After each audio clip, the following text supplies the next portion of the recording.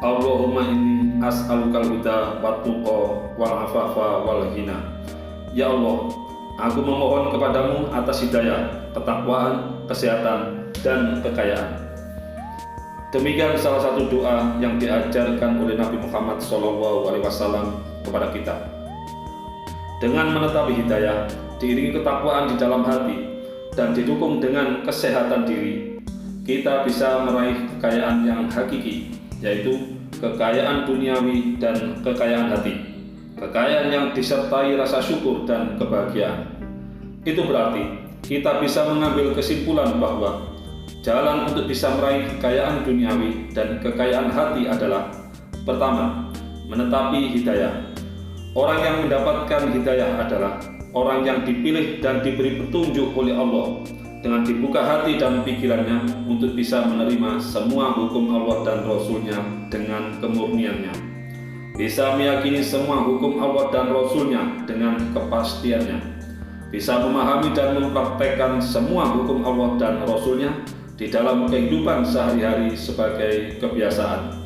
Dan orang yang mendapatkan hidayah diberi kekuatan oleh Allah untuk bisa meninggalkan keyakinan dan kebiasaan yang salah yang dimiliki sebelumnya. Kedua, ketakwaan di dalam hati. Menetapi hidayah, menetapi hukum Allah dan Rasul-Nya, menetapi perintah dan larangannya di dalam Al-Quran dan Al-Hadis harus didasari dengan ketakwaan di dalam hati atau karena Allah. Karena Allah itu fokus ke dalam, fokus untuk menata hati dan pikiran kita bahwa semua yang kita lakukan hanya berhubungan antara kita dengan Allah, tidak dengan yang lain, dan hanya mengharap imbalan dan balasan dari Allah untuk kita, tidak berharap dari yang lain. Dengan demikian, di dalam menetapinya kita bisa selalu disiplin, tertib, dan selalu konsisten di mana saja berada, kapan saja waktunya, dan bagaimana saja keadaannya. Ketiga, kesehatan diri. Pada saat kita bisa menetapi hukum-hukum Allah dan Rasul-Nya secara tertib, disiplin, fokus, dan konsisten, seperti hukum supaya tidak memakan banyak sekali macam makanan, hukum supaya makan sebelum lapar dan berhenti sebelum kenyang, hukum bahwa kekenyangan bisa memperpendek umur dan mendekatkan pada penyakit, hukum bahwa Allah membenci orang iman yang gemuk, hukum wajibnya berpuasa untuk melatih pengendalian emosi kita atau kecerdasan emosional kita, makna dari puasa itu sehat, dan hukum wajibnya menunaikan sholat untuk melatih disiplin dan husnudon billah agar kita selalu berpikir positif, fokus, dan bersikap tenang, dan hukum-hukum yang lain. Dengan pola pikir dan pola makan kita yang sesuai dengan hukum-hukum di dalam Al-Quran dan Al-Hadis, maka dipastikan kesehatan kita bisa selalu terjaga dengan baik.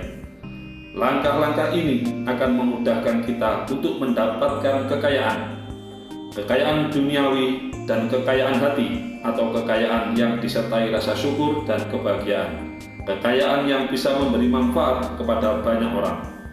Dan langkah-langkah ini juga akan menjadi ibadah dan tercatat sebagai pahala yang pada akhirnya akan membawa kita sampai di surga. Berdoa dan berusaha secara maksimal adalah tugas dan kewajiban kita sebagai manusia.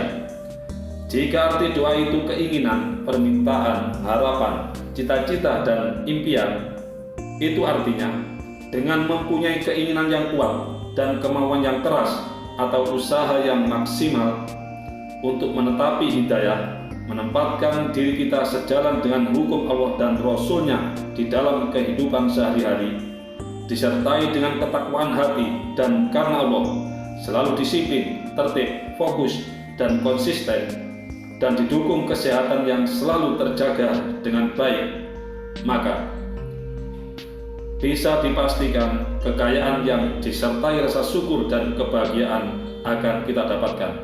Sebab Allah sudah menjamin di dalam firman-Nya, "Qala rabbukum ud'uni astajib lakum." Berdoalah atau memintalah kepadaku Allah, pasti aku Allah akan mengabulkan atau mewujudkan permintaan kalian. Janji Allah itu kekal, dan Allah tidak akan mengingkari janjinya, juga tidak akan menganiaya pada hambanya.